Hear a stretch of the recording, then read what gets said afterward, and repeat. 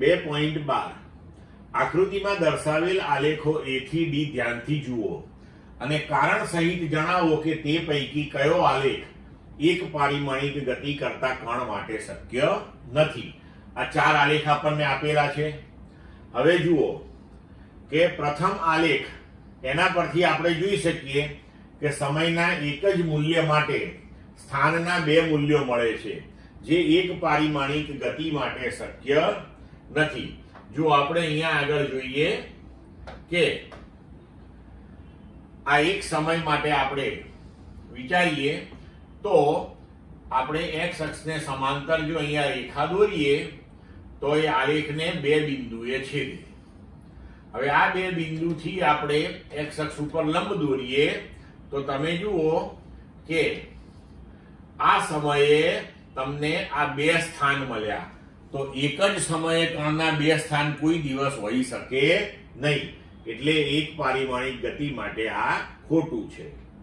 હવે બીજું કે બીજો આલેખ વેગ વિરુદ્ધ સમયનો છે, તો સમયના એક મૂલ્ય માટે વેગના ધન અને ઋણ એમ બે મૂલ્યો મળે। જુઓ કેવી રીતે, ધારો કે આ સમય આપણે લઈ લઈએ અને હવે વેગને સમાંતર આપણે અહીંયા રેખા બનાવીએ તો એક વેગનું મૂલ્ય આ મળે અને બીજું આ મળે।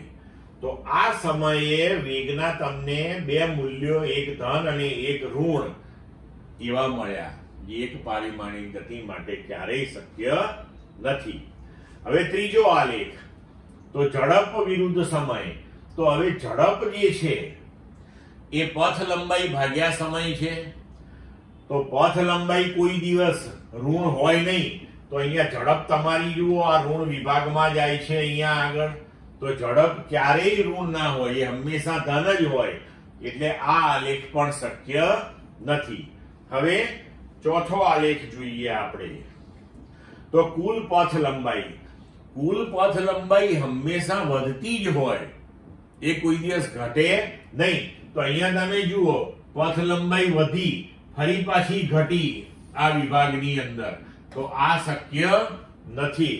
તો ગતિ કરતા કણ માટે કદી પણ સમયના વધવા સાથે પથ લંબાઈ ઘટે નહીં, એટલે આ ચાર માંથી એક પણ આલેખ એક પારિમાણિક ગતિ માટે સાચો નથી। શું થયું?